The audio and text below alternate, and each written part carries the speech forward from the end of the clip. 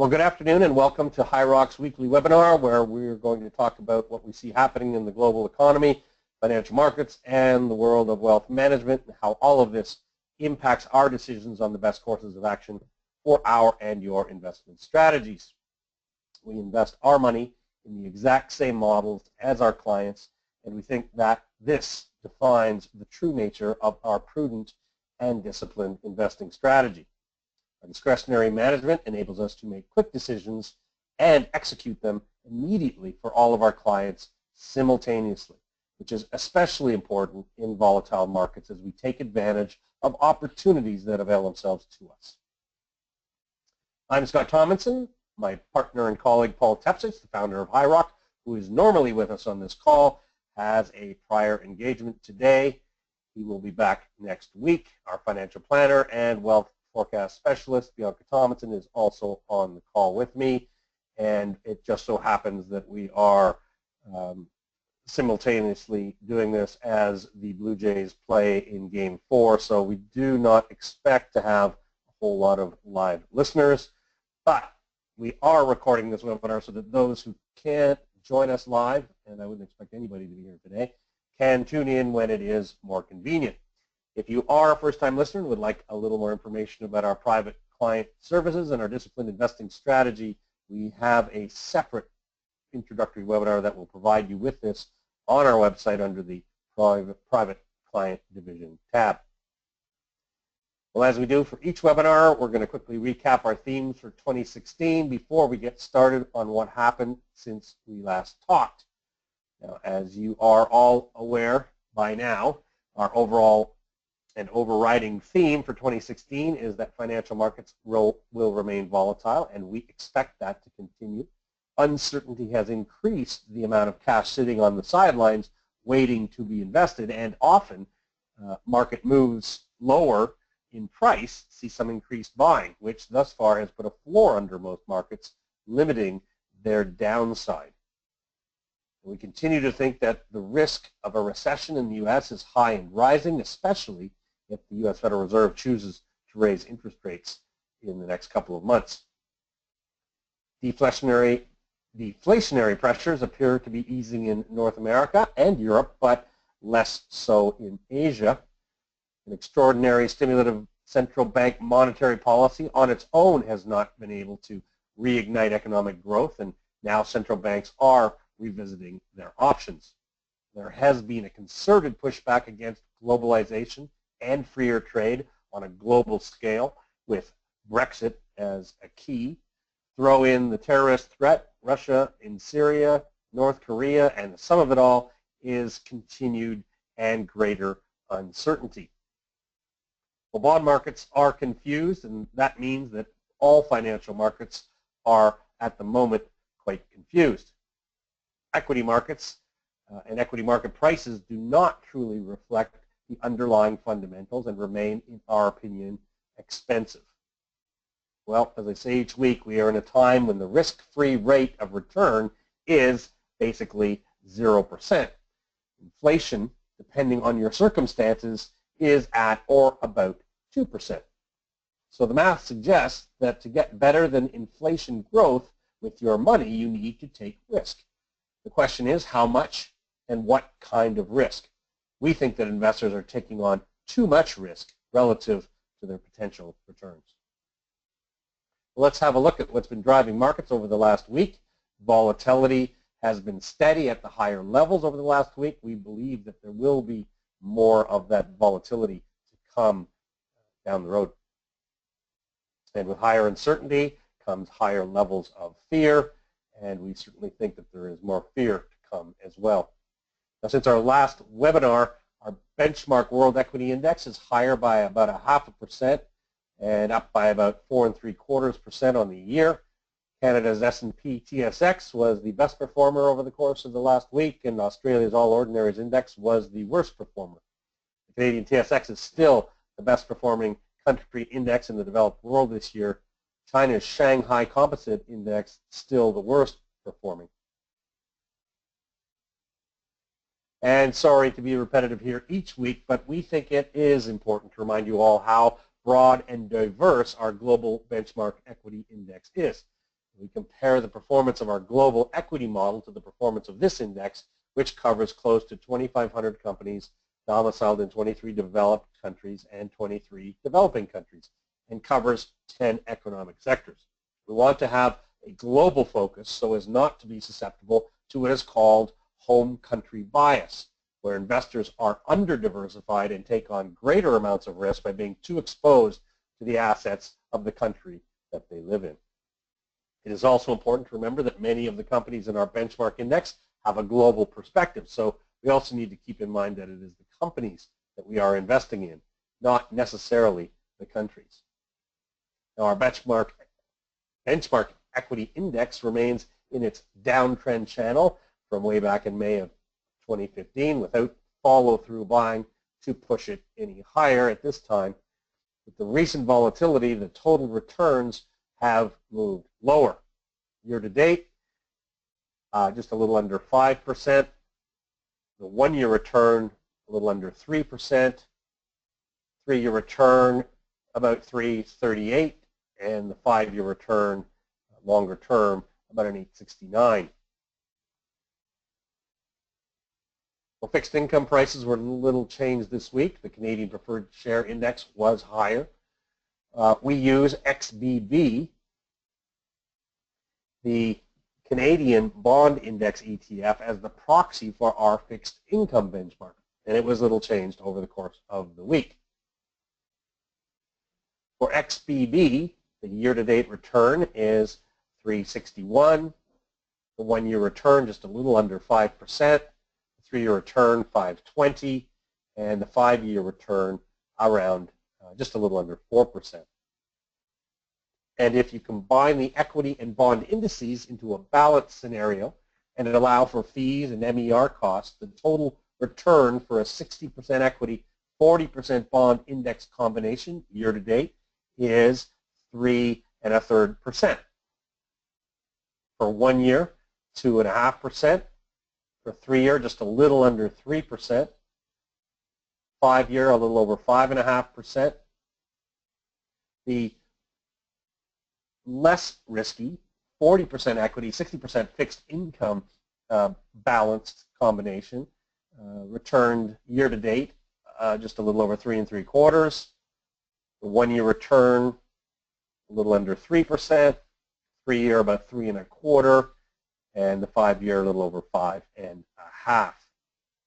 When you look at the change since October 11, you can get a sense of the volatility that a fully invested portfolio is going through, with the 1 year 60/40 index having dropped 1.25% in just 7 days.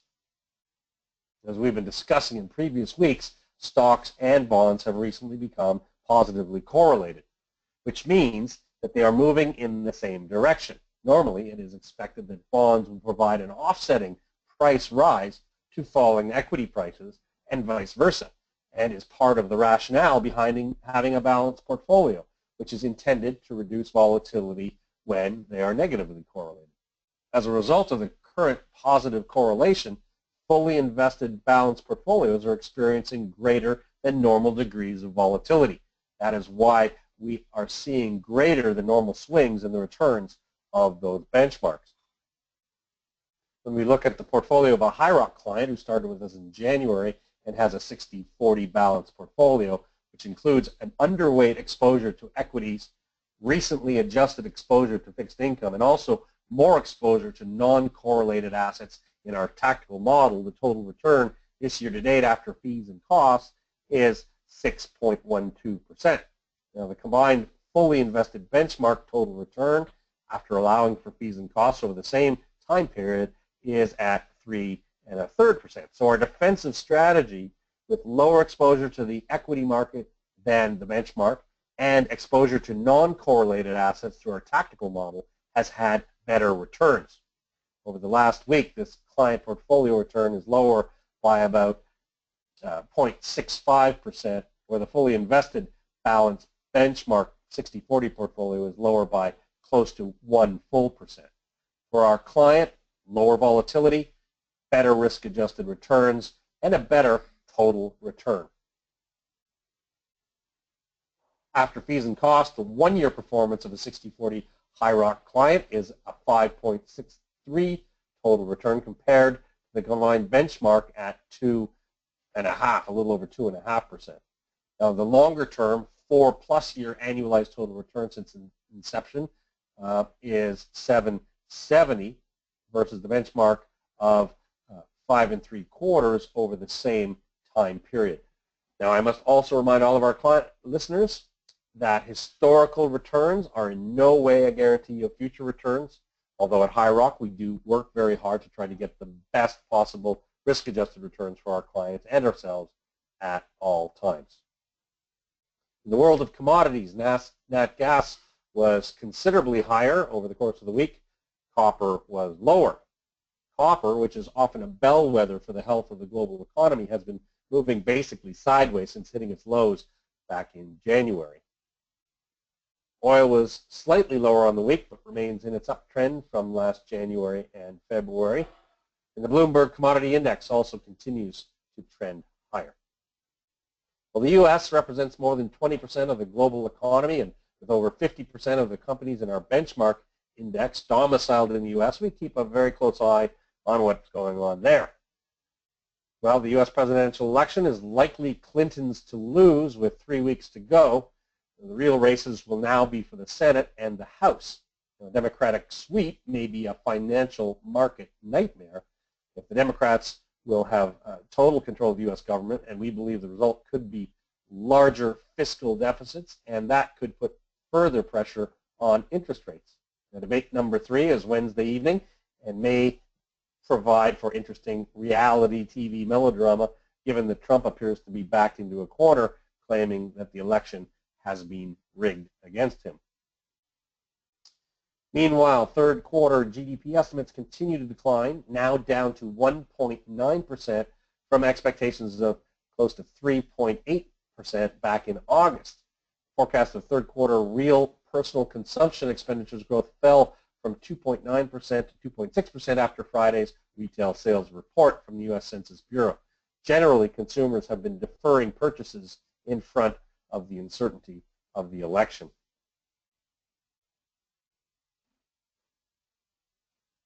Industrial production inched higher in September and has been picking up ever so slightly from the lows of last December and March. And U.S. consumer prices recorded their biggest gain in 5 months in September as the cost of gasoline and rent surged, pointing to a steady buildup of inflation that could keep the Federal Reserve on track to raise interest rates in December. The Labor Department said this morning its consumer price index increased 0.3% last month after rising 0.2% in August. In the 12 months through September, the CPI accelerated 1.5%, the biggest year-on-year increase since October of 2014.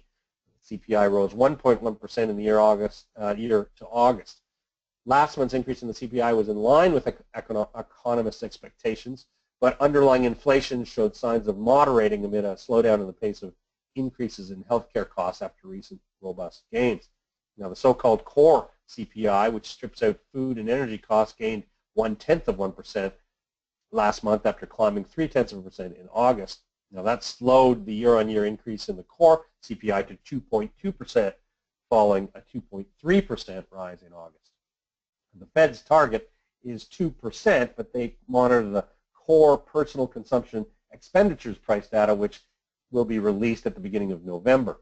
Suffice it to say, inflation is creeping back, but economic growth seems to be going in the opposite direction.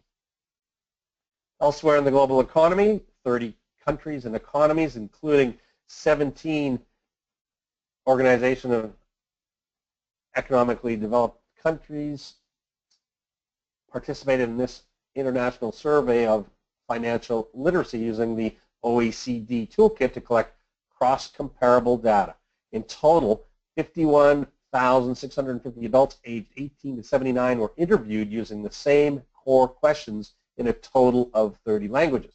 This report provides high-level highlights of the survey's finding, focusing on relevant aspects of financial knowledge, behavior, attitudes, and inclusion, and insights into the financial literacy of the population and their needs in terms of education and other forms of support. Canada finished third, tied with Norway with a score of 14.6 out of 21, or 69.5%. We'll talk about that a little bit later, but the conclusion is clear. Financial literacy on a global scale is very weak. Meanwhile, there is a record-breaking level of global debt, according to the International Monetary Fund.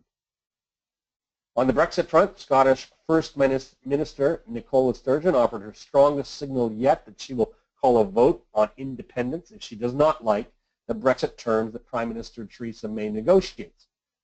Closing her Scottish National Party's conference in Glasgow on Saturday, Ms. Sturgeon said she is working on proposals to keep Scotland inside the European Union's single market, even if the rest of Britain leaves. If the Tory government rejects these efforts, if it insists on taking Scotland down a path that hurts our economy, costs jobs, lowers our living standards, and damages our reputation as an open, welcoming, diverse country, then be in no doubt Scotland must have the ability to choose a better future, said Ms. Sturgeon to a great deal of applause. Well, British consumer prices rose 1% in the year to September 2016, following 0.6% growth in August and above market expectations of 0.9% gain. It was the highest inflation rate since November 2014, boosted by higher cost of clothing, motor fuels, and hotels amid a weaker pound. Inflation, however, remains well below the Bank of England's 2% target. Now, the pound was a bit higher following the inflation news, but still suffering from post-Brexit concerns. The Bank of England is due to announce its latest interest rate decision on November 2nd. It is expected that they will lower rates at that time. Consumer prices in the Eurozone increased 0.4% year-on-year in September of this year, following a 0.2% gain in each of the previous 2 months and in line with preliminary numbers. It is the highest inflation rate since October of 2014, boosted by cost of restaurants, cafes, rents, and tobacco. Again, inflation remains well below target, but its increase will be a welcoming sign to the European Central Bank as deflationary concerns will be lessened. And according to reports from regions across Japan, the Tokai region reported that its economy had been expanding moderately, albeit at a somewhat reduced pace, and the other 8 regions noted that the economy had continued to recover moderately. Now, these reports are based on the assessments that a virtuous cycle from income to spending had been maintained and the effects of the Kumamoto earthquake had eased, despite such factors as the effects of the slowdown in emerging economies. And the CMHA's decision to issue the red alert has been months in the making. Under the agency's analysis that looks for evidence of problematic conditions, it rates 15 metropolitan markets based on weak, moderate, or strong risk signals. High levels of indebtedness coupled with elevated housing prices are often followed by economic contractions, wrote Evan Siddall, President and CEO of Canada Mortgage and Housing Corporation. Although Canada was ranked in the top 3 countries in the OECD's financial literacy testing, the fact that Canadians are allowing themselves to fall into a debt trap supported by house prices because they are under the false impression that they will go up forever is a testament to the lack of education, especially at the grade school level, devoted to understanding personal finance, and that further enhances the precariousness of the current situation. Well, in China in September, exports declined by 10% from a year earlier, following a 2.8% drop in the preceding month and more than market estimates of a 3% fall. Imports unexpectedly decreased by 1.9% compared to a 1.5% rise in August, while market consensus of while there was market consensus of a 1% growth. Okay, well, where do we see all this taking us? Well, bond markets usually lead other financial markets. However, bond markets have been readjusting for the last few months as markets prepare for changes in central bank policy, from the Fed raising rates to the European Central Bank slowing its quantitative easing to the Bank of Japan redesigning its stimulus package. The bond markets are confused with an economic scenario that does not necessarily point to growth, but there appears to be increasing concerns for higher inflation on the horizon and uncertain central bank action as a result. It is not clear what this implies for the future, but bond investors are not taking any chances. The result is that bonds and stocks are trading in a more correlated fashion. Slightly higher inflation expectations and now a 60% probability of a Fed rate increase in December have put a slight steepening into the U.S. yield curve over the course of this week. There was little change in the Canadian yield curve amid a great deal of uncertainty over what the future holds and waiting on the Bank of Canada interest rate decision tomorrow.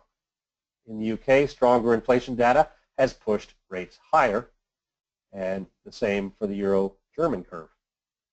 Little change in Japan, waiting for the latest from the Bank of Japan, which we'll get on November the 1st. As for equity market value, well, over the past 4 years, on average, actual earnings reported by the S&P 500 companies have exceeded estimated earnings by 4.3%. Now, during the same time frame, 68% of companies in the S&P 500 have reported actual earnings per share above the mean earnings per share estimates on average. As a result, from the end of the quarter through the end of the earnings season, the earnings growth rate has typically increased by 2.9 percentage points on average over the past 4 years. Due to the number and magnitude of upside earnings surprises, if this average increase is applied to the estimated earnings decline at the end of the third quarter of -2%, the actual earnings growth for the quarter would be a positive 0.9%. At the moment, with 7% of companies reporting, 76% have beat estimates, and actual plus expected earnings are now at -1.8% for the quarter. Why are earnings important? And sorry for the repetition on this topic, but we do think it is important. Earnings important because they are the fundamental reason for buying stocks. When investors buy stocks, they buy a stream of future earnings, which go to pay dividends or are reinvested in the company. The price to earnings ratio represents one metric to measure stock prices relative to earnings. The 10-year average price to earnings ratio is 14.3 times. The 12-month forward price to earnings ratio, which incorporates analyst forecasts for earnings 12 months into the future, is currently at 16.4 times. That difference is what makes stocks expensive. We would prefer to buy equity assets when they represent reasonable value at or better than the long-term averages. What does it all mean? Well, for over a year now and continuing on, we have taken a cautious and defensive posture to investing. Now, that does not mean that we are not investing, but we are utilizing our experience and skills to ensure that our and our client portfolios are invested to achieve the best possible risk-adjusted returns. It is clear that we've been able to not only capture growth, but keep it in times of higher volatility. Part of the success of our year-to-date returns comes from what we have been able to do to achieve in our tactical model.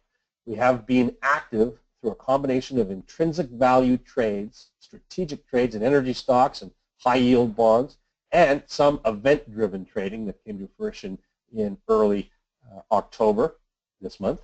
This unique signature model has added considerable non-correlated value to our client portfolios over the course of this year. And as we do normally, we do look ahead to see what's coming as far as important economic data. Tomorrow we're going to see UK unemployment, the Bank of Canada interest rate decision, and the latest GDP growth for China for the third quarter. On Thursday we're going to get the European Central Bank interest rate decision, and on Friday we'll see the latest data on Canadian inflation. And then nothing till next Tuesday. We will have a High Rock Capital Management webinar at 4:15. And then on Wednesday, we're going to get U.S. new home sales. Next Thursday, we'll see the third quarter preliminary data for UK GDP growth. And on Friday, we'll get the U.S. third quarter GDP as well as the U.S. Employment Cost Index. Next Tuesday, we'll have the Bank of Japan's interest rate decisions, some manufacturing data for the fourth quarter for October. On Tuesday, we will not be having a High Rock Capital Management webinar on November the 1st. And following Wednesday is the U.S. Fed interest rate decision. Well, that's it for today's discussion. We're not going to have any questions because we know people would rather be watching the baseball game, and in all likelihood they are. If you are listening to this recorded version and have any questions, please feel free to email them to us. We certainly appreciate all the feedback that we get on these calls. As always, thank you for taking the time out of your busy schedule to tune in. Don't forget to tune back in next week. But until then, this is Scott Tomlinson signing off.